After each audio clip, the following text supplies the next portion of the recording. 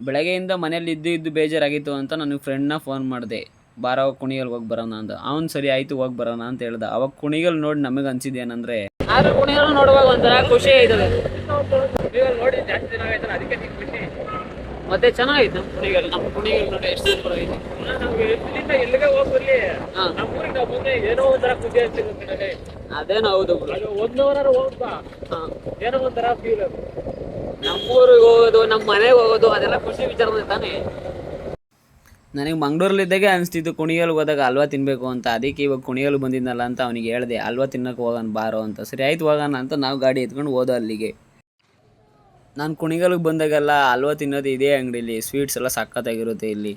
ಆದರೆ ಇವತ್ತು ನಮ್ಮ ಬ್ಯಾಡ್ ಲೆಗ್ ಏನಪ್ಪ ಅಂದರೆ ಅವರೇ ಹೇಳ್ತಾರೆ, ಹಲ್ವಾ ಇಲ್ಲೇ ಹಲ್ವಾ ಕ್ಲೋಸಾ. ಪಾಲಿಗೆ ಬಂದಿದ್ದೆ ಪಂಚಾಮೃತ ಅಂದ್ಕೊಂಡು ಜಾಮೂನ್ ಐತೆ ಅಂತ ಹೇಳಿದ್ರು. ಅದಕ್ಕೆ ನಾವಿಬ್ರು ಜಾಮೂನೇ ತಗೊಂಡು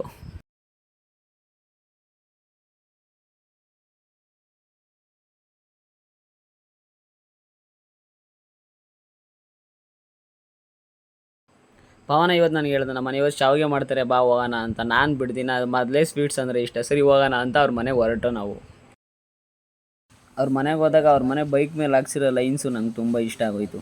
ಮಳೆ ಇಲ್ಲದೆ ಹೂ ಅರಳುವುದಿಲ್ಲ, ಕಷ್ಟ ನೋಡದೆ ಮನುಷ್ಯ ಬೆಳೆಯುವುದಿಲ್ಲ. ಮತ್ತೆ ತಿರ್ಗಾ ಪವನ ಅವ್ರ ಅಮ್ಮಂಗೆ ಹೆಲ್ಪ್ ಮಾಡ್ತಿದ್ದ. ಕಾಯಲ್ಗೆ ಕಾಯೆಲ್ಲ ತುರ್ಕೊಂಡು ಕೊಡ್ತಿದ್ದ ಅವ್ರ ಅಮ್ಮನಿಗೆ. ಜಿಂಬಾಡಿ ನೋಡಿ ಹೆಂಗೈತೆ.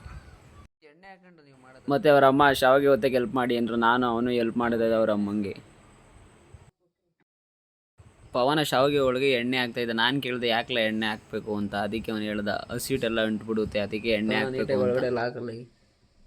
ನಾನು ಆಂಟಿಂಗೆ ಕೇಳಿದೆ, ಆಂಟಿ ಪವನ ಇವತ್ತೇ ಹೆಲ್ಪ್ ಮಾಡ್ತಾರದಿಲ್ಲ ಬೇರೆ ದಿವಸ ಎಲ್ಲ ಹೆಲ್ಪ್ ಮಾಡ್ತಾನ ಅಂತ. ಆಂಟಿ ಇವತ್ತು ಅಷ್ಟೇ ಅವ್ನು ಮಾಡ್ತಿರೋದು, ಯಾವಾಗಲೂ ಹೆಲ್ಪ್ ಮಾಡ್ತಾನೆ. ಮತ್ತು ಅವನು ನಾನು ಶಾವಿಗೆ ಓದ್ತಾನ ಅಂತ ಸ್ಟಾರ್ಟ್ ಮಾಡ್ದೆ ಓದಕ್ಕೆ.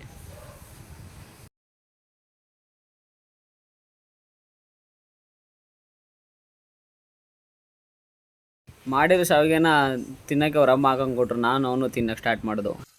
ಭರ್ಜರಿ ಹೊಡೆತೆ ಇವಾಗ ಬಾರಿಸ್ತಾ ಇರೋದೆ. ಮತ್ತು ಶಾವಿಗೆ ತಿನ್ಕೊಂಡು ನಾ ಅಲ್ಲಿಂದ ಹೊರಟೆ. ಪವನ ಮತ್ತು ಪವನರಮ್ಮ ನನಗೆ ಹೇಳಿದ್ರು ಮಳೆ ಬರ್ತದೆ ಹೋಗ್ಬೇಡ ಅಂತ. ನಾನಿಲ್ಲ ಆಂಟಿ ಏನು ಬರಲ್ಲ ಅಂತ ಬಂದೆ. ನೋಡಿದ್ರೆ ಈ ಥರ ಆಯ್ತು ನನಗೆ ಅಷ್ಟೇ.